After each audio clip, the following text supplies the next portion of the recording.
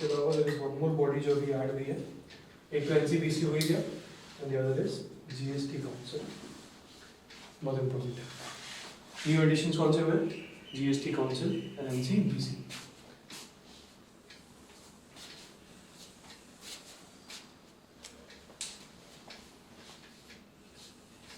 ऊपर लिखूं क्या? ज्यादा नीचे हो रहा है, दिख रहा है क्या? नीचे वाला पार्ट कवर होगा स्क्रीन में, हो जाएगा?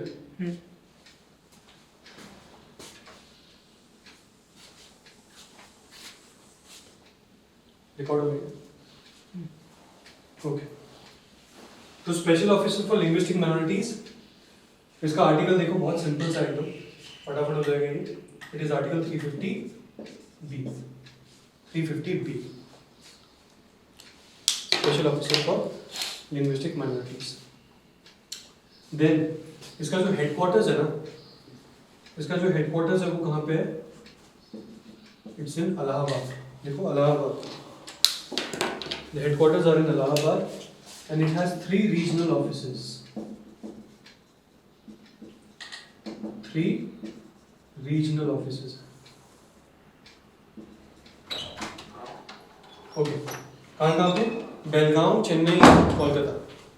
It is in Belgaum, Karnataka, Chennai, Tamil Nadu, and Kolkata. It is West Bengal.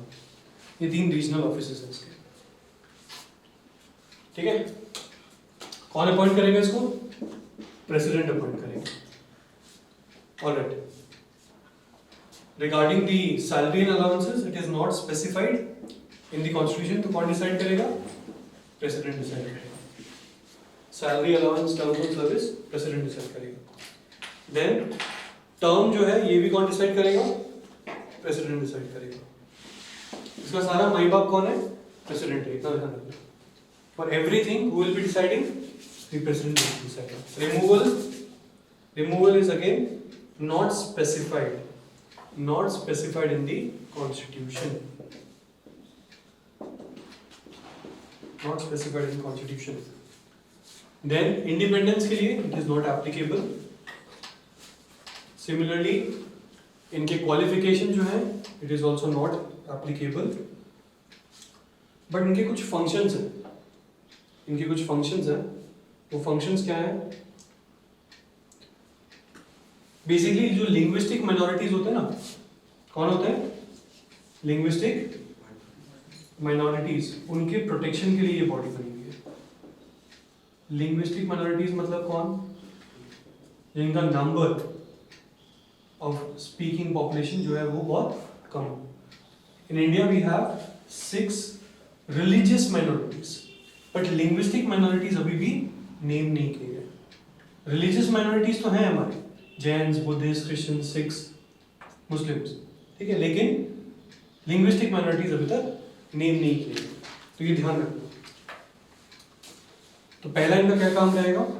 इनका पहला काम रहेगा investigate into matters relating to safeguards. Investigate into matters relating to safeguards to linguistic minorities.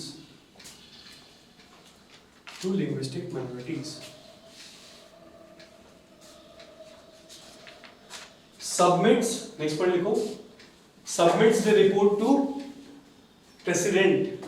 किसको रिपोर्ट सबमिट करते हैं? President.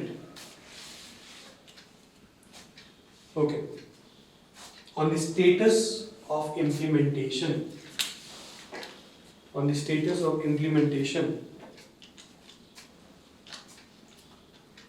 Of safeguards. SAFEGUARDS.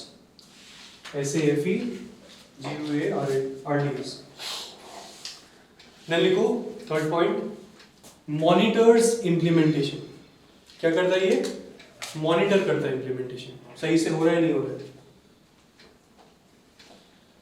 Then लिखो ग्रीवेंस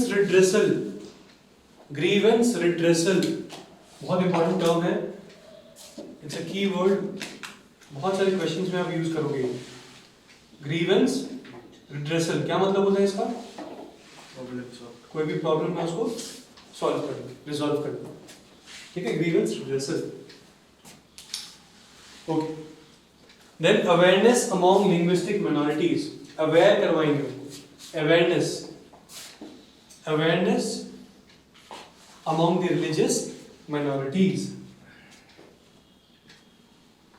अबाउट सेफगार्ड्स। किस चीज को अवेयर करवाएंगे? अबाउट सेफगार्ड्स, कि आपके लिए सेफगार्ड्स के लिए चीजें हैं, यूज देम अबाउट सेफगार्ड्स। बढ़िया,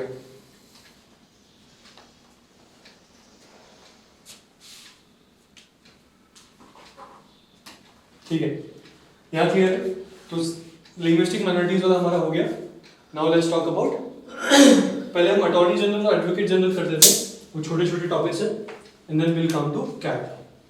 तो अटॉर्नी जनरल में लिखो फटाफट, आर्टिकल कौन सा है? 76 अटॉर्नी जनरल।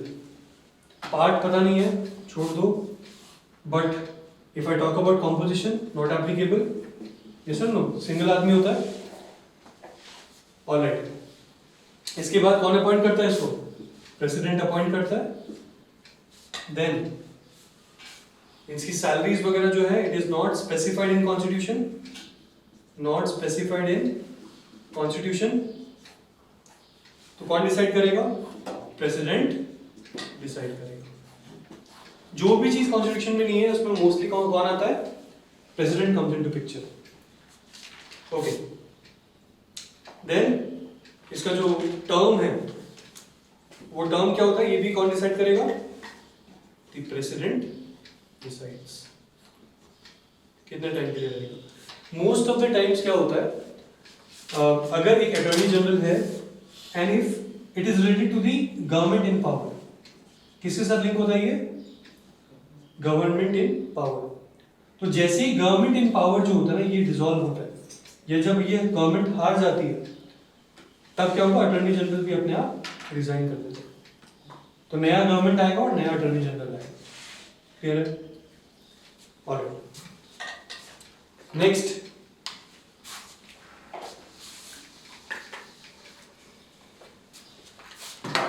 इंडिपेंडेंस के लिए एज सच कुछ भी नहीं है, मतलब कभी भी निकाल सकते हैं। इंडिपेंडेंस के लिए there are no such provisions, no such provisions. The attorney general can be removed any time, कोई सेफगार्ड्स नहीं है, ठीक है, there are no safeguards. If I talk about qualification, तो क्वालिफिकेशन में इन्होंने मेंशन किया है, क्या मेंशन किया है? That should be qualified, the attorney general should be qualified to be a supreme court जज। ये ध्यान रखना, बहुत इंपॉर्टेंट है। The attorney general should be qualified to be a supreme court जज। एंड सुप्रीम कोर्ट जज बनने के लिए भी ना कुछ कंडीशंस हैं। पता है वो कंडीशंस क्या है? वो कंडीशंस लिखो फटाफट। वो कंडीशंस ये है, the person should be citizen of India, no doubt इसमें, ठीक है, सिटीजन ऑफ इंडिया तो होना ही पड़ेगा ना भाई। दूसरा कंडीशन इन्होंने बोला है, हाई कोर्ट जज होना पड़ेगा फॉर 5 years। कितनी ईयर के लिए? 5 years के लिए। और हाई कोर्ट एडवोकेट भी हो सकता है फॉर 10 years। कितने साल के लिए? 10 years। और एमिनेंट ज्यूरिस्ट, एमिनेंट मतलब बहुत ही महापुरुष टाइप का आदमी, eminent jurist according to the president. अगर प्रेसिडेंट को लगता है कि अब क्या बंदा है, मतलब इसको तो रखना चाहिए टॉप पे, then the president can tell the parliament और tell the collegium that supreme court जज के लिए इसको अपॉइंट करो। क्लियर है? एमिनेंट ज्यूरिस्ट, ज्यूरिस्ट मतलब somebody जो बहुत ज्यादा वाइज हो, है ना, विजडम हो जिसके पास, उनको बोलते हैं एमिनेंट ज्यूरिस्ट। तो ध्यान रहेगा, qualified to be a citizen of India and high court जज फॉर 5 years, या फिर high court advocate for 10 years, या फिर एमिनेंट jurist according to whom? According to the president. Clear है? ओके, इसके जो फंक्शंस है ना वो क्या होते हैं, मोस्टली ये एडवाइस देता है किनको, गवर्नमेंट ऑफ इंडिया को क्या देता है, एडवाइस देता है on legal matters. Obviously law officer तो लीगल मैटर्स होगा। Moreover they also perform other legal duties. क्या परफॉर्म करते हैं, other legal duties assigned by the president. Assigned by whom? Assigned by the president. एक चीज इसमें ध्यान रखने वाली है कि दी अटॉर्नी जनरल जो है ना, जैसे हमने पहले देखा था कि if you are a government officer then you can not have paid employment outside the office, देखा था हमने। But attorney general is free to practice privately, वो प्राइवेट प्रैक्टिस भी कर सकता है, बट कंडीशन यही होगी कि वो केस जो है गवर्नमेंट के अगेंस्ट नहीं लड़ेगा। इफ द प्राइवेट इंडिविजुअल जो है उसका केस किसके साथ है, गवर्नमेंट के साथ है, तो वो पॉसिबल नहीं। He has to what you say represent the government of India.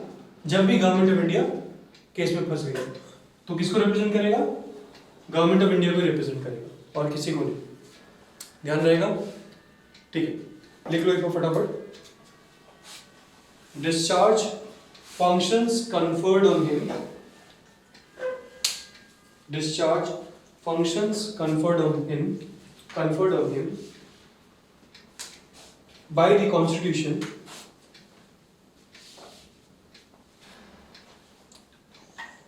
or any other law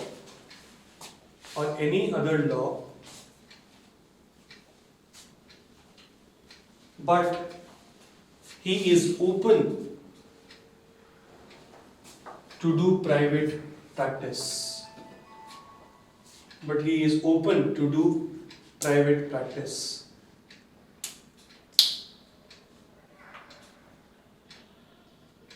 Except in cases where the government is involved as a party. Except in cases where the government is involved as a party. ठीक है, okay. यहाँ पे क्या हुआ, अपना attorney general खत्म हुआ। Advocate general article क्या है इसका,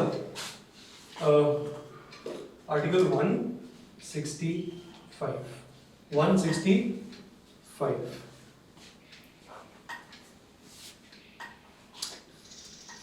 There is a magic number, हाँ हमेशा ध्यान रखना, बता देता हूँ। माइनस करो तो 165 को 76 से माइनस करो, कितना आता है, 15 से 6 गया 8 9, 15 से 6 गया 9, यहाँ पे हो गया 15 से 7 8, 89 इज द मैजिक नंबर। कभी भी सेंटर के लिए कोई भी आर्टिकल हो, कभी भी सेंटर के लिए कोई आर्टिकल हो, उसमें जब आप 89 प्लस कर दोगे you will get the article related to state, you will get the article related to state. जैसे कि अटॉर्नी जनरल इज 76, इसमें जब मैंने 89 ऐड किया तो क्या मिला मेरे को, 165। एडवोकेट जनरल किसके लिए होता है, स्टेट के लिए होता है, ठीक है। तो ये मैजिक नंबर है, लेकिन बी वेरी केयरफुल, ये हर जगह नहीं लगेगा।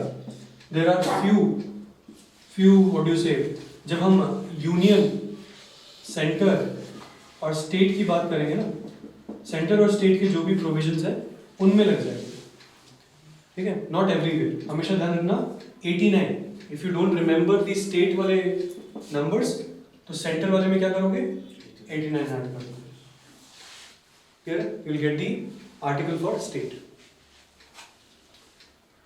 ओके। तो एडवोकेट जनरल जो है ये सब चीज स्टेट के लिए है, ये एप्लीकेबल नहीं है, यहाँ पे कॉम्पोजिशन भी एप्लीकेबल नहीं है।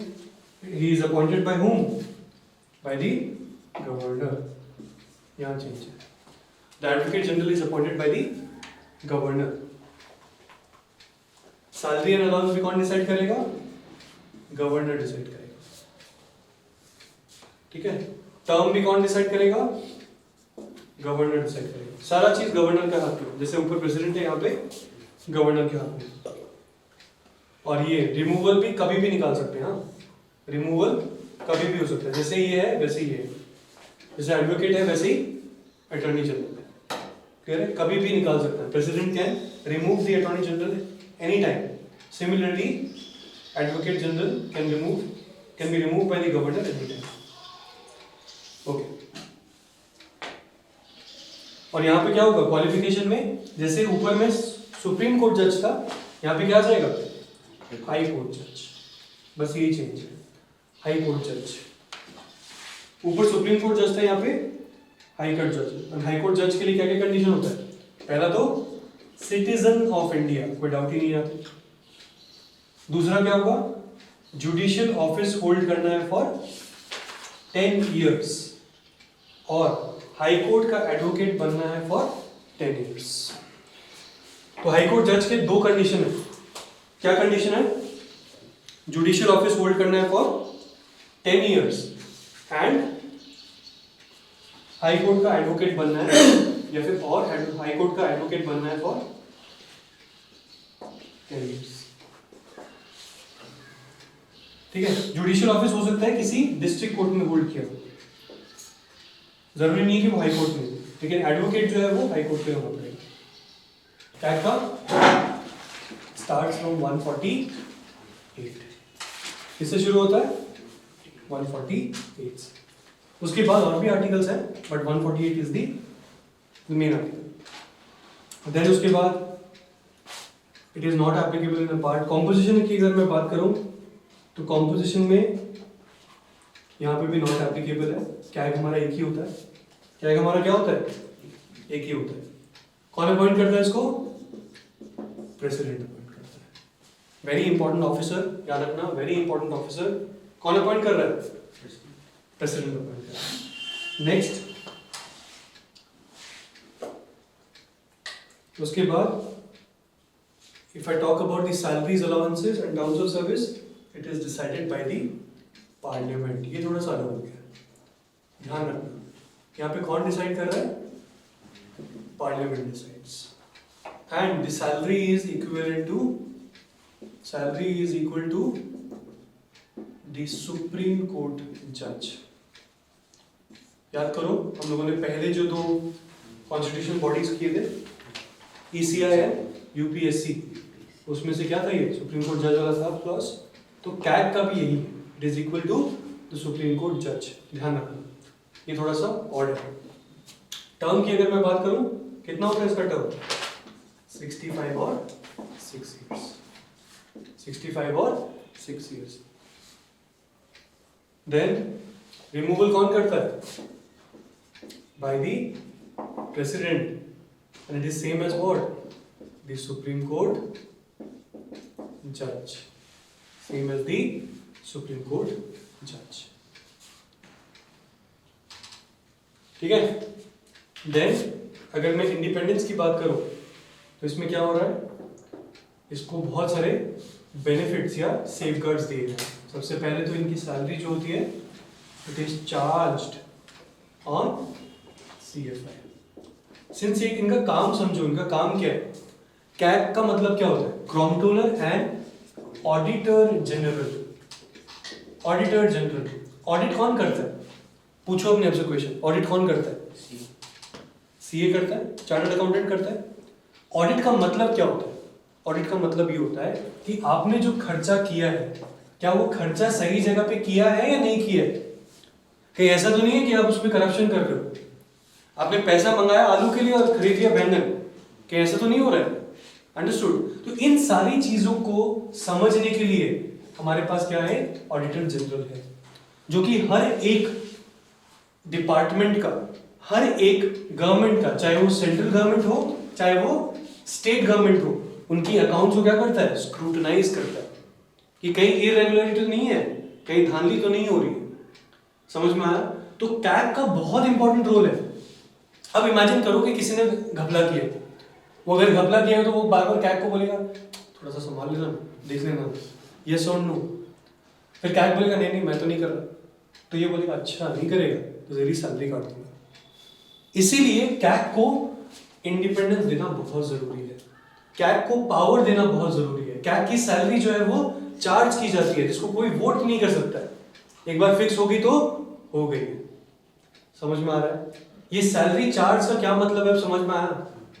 It is basically so that the office can function independently, उनको कोई इन्फ्लुएंस ना करे, कोई इन्फ्लुएंस ना करे, ठीक है।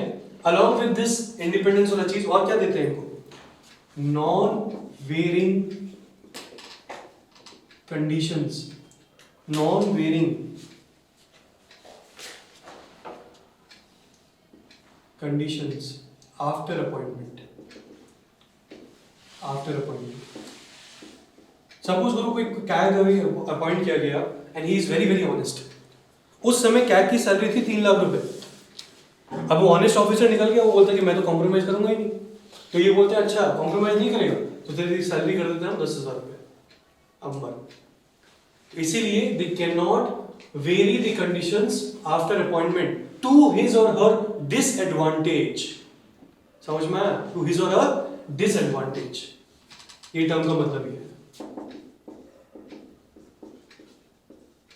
थोड़ा समझोगे तो और इंटरेस्ट आएगा, मैं बोल रहा हूं।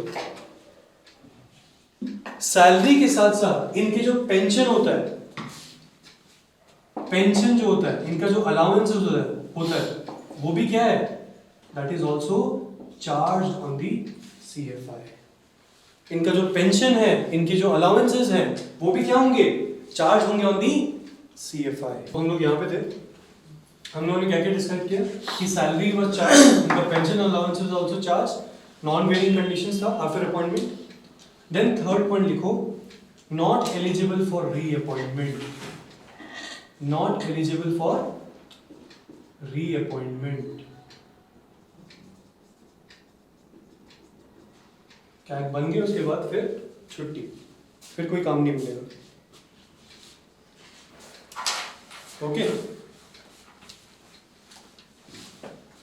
ये सारे क्या हो गए, independence, as well as last में लिखो security of tenure, security of tenure. मतलब इनका जो ये टेन्योर है ना पूरा 65 और 6 ईयर, ये पूरा होगा ही होगा, इतनी जल्दी ये नहीं निकाल सकते। क्यों? बिकॉज इनको रिमूव करने का तरीका क्या है, सुप्रीम कोर्ट जज, एंड जैसे मैंने बोला था सुप्रीम कोर्ट जज को रिमूव करने का तरीका बहुत डिफिकल्ट है, ठीक है ना। तो इसीलिए इनको क्या मिल रहा है, थोड़ा सा सिक्योरिटी ऑफ टेन्योर मिल रहा है, ऐसे ही नहीं निकाल सकते। क्वालिफिकेशन की अगर मैं बात करूं ना, यहाँ पे टाइम फिश हो जाता है। क्यों? कि कॉन्स्टिट्यूशन जो है कभी भी क्वालिफिकेशन की बात नहीं करता है। Despite it being such an important office, constitution is not talking about the qualification of CAG, कि कौन आदमी को रखेंगे कैग, नहीं बोले। किसका डिस्क्रिप्शन होगा, ये प्रेसिडेंट का डिस्क्रिप्शन होगा, किसको रखना चाह रहा है, ठीक है। एंड फाइनली अगर मैं बात करूं अबाउट पावर्स, लिखो इसके ड्यूटीज एंड पावर्स बहुत वाइड हैं, इसके duties and powers, write down about it's duties and powers. It can audit expenses, it can audit expenses from the consolidated fund of India, from the consolidated fund of India, or the consolidated fund of the state,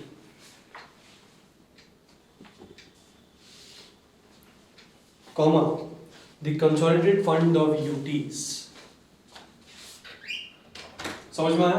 सारे consolidated fund, चाहे वो state का हो, चाहे वो UT का हो, चाहे वो सेंटर का हो, सबको कौन ऑडिट करेगा, कैग ऑडिट करेगा। क्लियर? नेक्स्ट पॉइंट लिखो, the contingency fund of union and states and the public account of union and each state। 3 type के फंड होते हैं, समझ में आया? 3 टाइप के फंड होते हैं। एक होता है कंसोलिडेटेड फंड ऑफ इंडिया, जहां पे जितना भी टैक्स कलेक्शन होता है वो सब इसके अंदर जाता है, क्लियर है। एक होता है contingency fund of India. Contingency का मतलब समझो, इट इज बेसिकली जब सिचुएशंस आर नॉट फीजिबल या फिर situations are not good. Suppose करो कोई डिजास्टर आ गया, सपोज करो कोविड ही आ गया और एकदम से पैसे की रिक्वायरमेंट आई, तो उस समय president holds this 500 crore fund and they can release this 500 crore fund immediately for dealing with any emergency. But ये जो 500 करोड़ जैसे ही ये स्पेंड करते हैं उसके बाद इसको वापस क्या किया जाता है, रिफिल किया जाता है. एवरी टाइम ये 500 करोड़ का एक बैलेंस मेंटेन रहता है इन द अकाउंट्स, ताकि कोई भी इमरजेंसी के टाइम पे the funds can be easily released. ठीक, it's basically a buffer. And public account जो होता है ना, इसमें बेसिकली हमारे जो पेंशन ईपीएफओ जो होता है ना, एम्प्लॉय पेंशन फंड, या आपके सेविंग्स अकाउंट के जो पैसे होते हैं पोस्ट ऑफिस में, या फिर गवर्नमेंट की कोई अपने बॉन्ड्स वगैरह खरीदे हैं उसके कुछ ना कुछ पैसा आपने जमा किया है, वो सारा पैसा पब्लिक अकाउंट में जाता है. क्लियर है? पोस्ट ऑफिस में सेविंग्स अकाउंट होते हैं ना, उनका पैसा, पेंशन का पैसा, सोशल सिक्योरिटी का पैसा, वो सारा पैसा कहाँ जाता है, पब्लिक अकाउंट में जाता है. क्लियर? ये 3 टाइप के फंड होते हैं, इन तीनों को जानना बहुत जरूरी है. और सबसे ज्यादा बड़ा कौन सा होता है, सीएफए, जहां से हमारा बजट बनता है. बजट किसके ऊपर बनता है, इसी के ऊपर बनता है. क्लियर है? ओके. तो अभी मैंने क्या बोला, कंसोलिडेटेड फंड हमने कर लिया, कंटिजेंसी भी कर लिया और पब्लिक अकाउंट भी कर लिया. तो सारे फंड्स देख रहा है ये. फिर लिखो financials of central government and state government departments. Financials of central government and state government departments.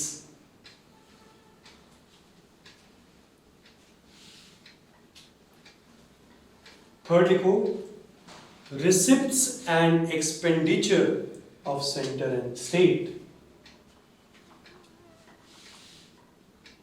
Receipts and expenditure of center and state.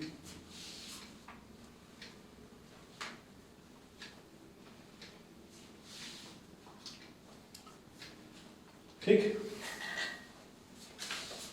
The next point लिखो, पब्लिक सेक्टर यूनिट्स या पब्लिक सेक्टर अंडरटेकिंग्स, जहाँ पे government का share है. ठीक है, government companies जो होती हैं, गवर्नमेंट बॉडीज जो होती हैं, वो सब आएगा. ओके. फिर लिखो next point, if the president requires then it can audit local bodies.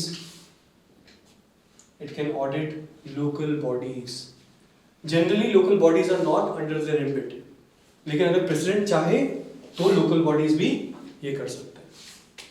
Understood? Local bodies मतलब पंचायत एंड म्युनिसिपैलिटीज. ठीक है, पंचायत एंड म्युनिसिपैलिटीज. वापस रिपीट करो. If the president requires, then audit of local bodies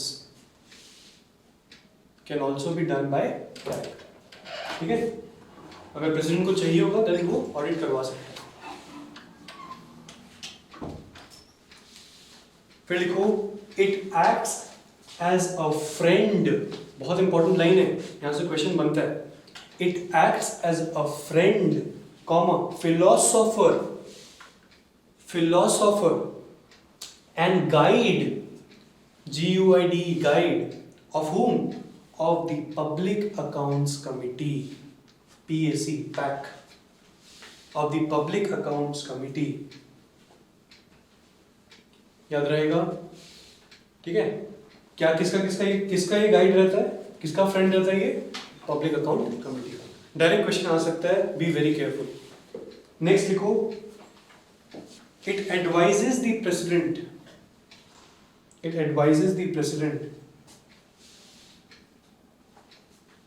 with respect to the form in which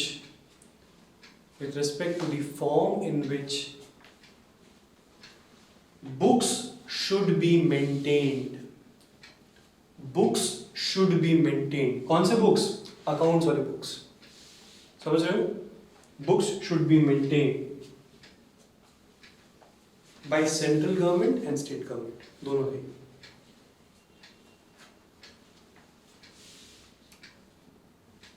आया समझ में? इसके बाद वो 3 रिपोर्ट्स हैं, मैं लिखवा नहीं रहा हूँ, याद रहेगा। कैग का जो 3 रिपोर्ट्स, जो पैक देखता है, appropriation account report, then finance account and public account, ठीक है। वो 3 रिपोर्ट कौन देखता है? कैग। कैग देता है, पैक देखता है। ओके, यहाँ पे एक बहुत कॉमन क्वेश्चन बनता है जो हमेशा कंफ्यूज करता है। द क्वेश्चन इज, सीएजी हमें पता है कि कंट्रोलर एंड ऑडिटर जनरल है, but there is something called as CGA. There is something called as CGA. ये सीजीए क्या है? It is the controller general of accounts. It is the controller general of accounts. ये 2 अलग अलग body है, do not get confused. CAG हो गया controller and auditor general, and CGA क्या हो गया? Controller general of accounts. Clear है? एंड सीजीए का काम क्या है? इसका काम तो क्या था? ऑडिट करना था, राइट? इसका काम क्या है? It maintains the accounts. ये क्या करता है? Maintains the accounts of central government. ये मेंटेन करता है, it maintains the accounts of central government. तो डू नॉट गेट कंफ्यूज्ड, ये ऑप्शन मिलेगा आप लोगों को एग्जाम में, मैं अभी बता रहा हूं, कंफ्यूज मत हो। सीएजी एंड सीजी, ठीक है भाई यहां तक? बहुत बढ़िया, and we are done with our constitutional bodies. बस अभी एक रह गया, जीएसटी रह गया। जीएसटी को भी देख लो। जीएसटी सिंस बहुत रीसेंट है, क्वेश्चन आने के चांसेस काफी हाई। जीएसटी का मतलब गब्बर सिंह टैक्स बोलते हैं उसको। गुड्स एंड सर्विसेज कौन बोलता है? ठीक है, जीएसटी मतलब गुड्स एंड सर्विसेज टैक्स।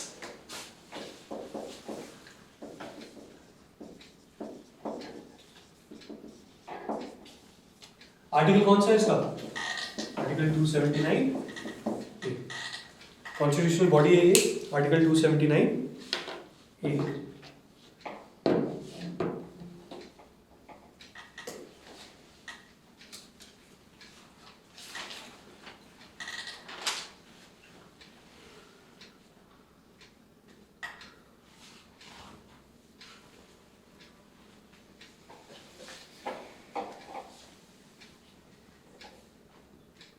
लिखो।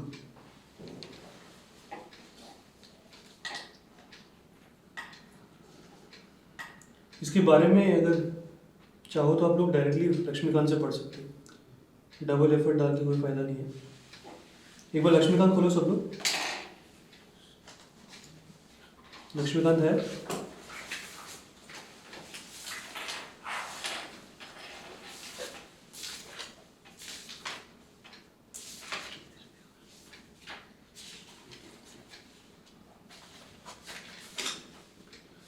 मैं फटाफट लिखवा देता हूँ, just write down few pointers जो कि एग्जाम पॉइंट ऑफ व्यू से बहुत इंपॉर्टेंट है।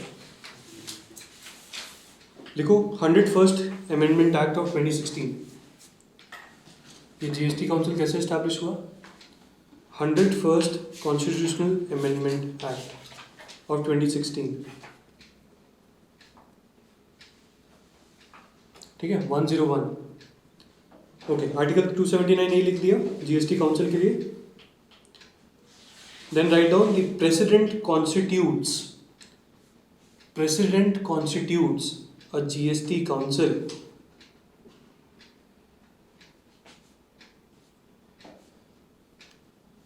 Council then write down the union revenue secretary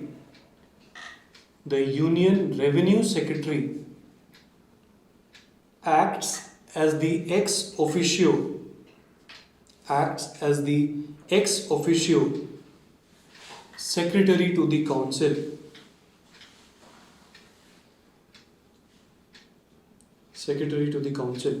ठीक है। तो लिखो कॉम्पोजिशन में write down the union finance minister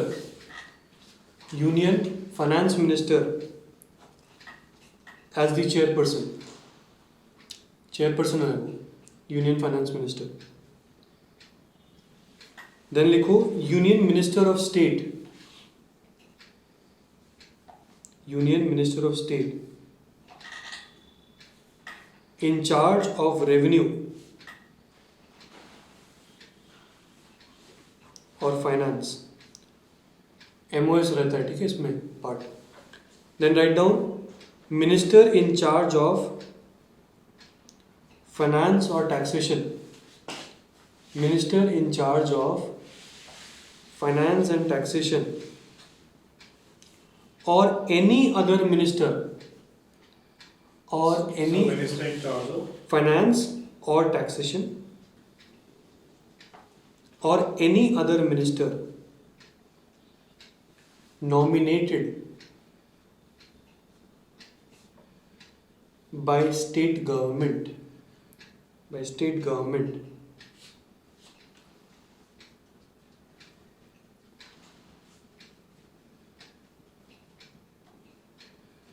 ठीक है. ओके, ये मेन व्हाट यू से कॉम्पोजिशन है जीएसटी काउंसिल का. ओके, नेक्स्ट वर्किंग वगैरह इतना नहीं चाहिए.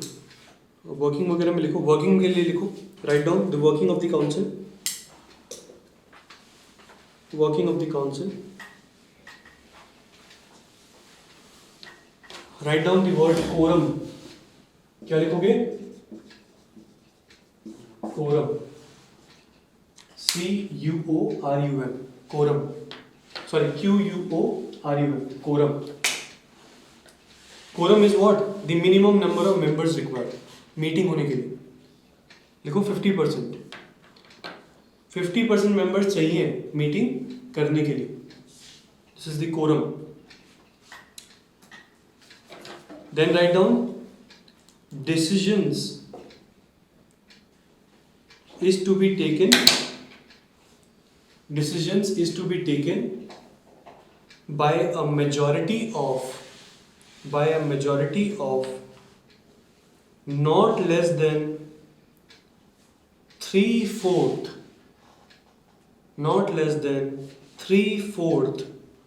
of weighted votes.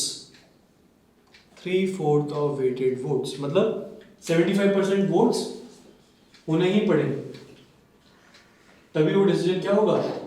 पास होगा. 3/4 मतलब कितना? 75%. क्लियर है? ओके, नेक्स्ट लिखो the votes of all the state government. State government के जितने भी वोट्स हैं उनको कंबाइन करोगे तो वो कितना आना चाहिए? Combine the votes of all the state governments combined shall have two-third of the total votes. 2/3 of the total votes मतलब स्टेट का कितना शेयर है? 2/3 एंड सेंटर का कितना है? 1/3. क्लियर है? ओके.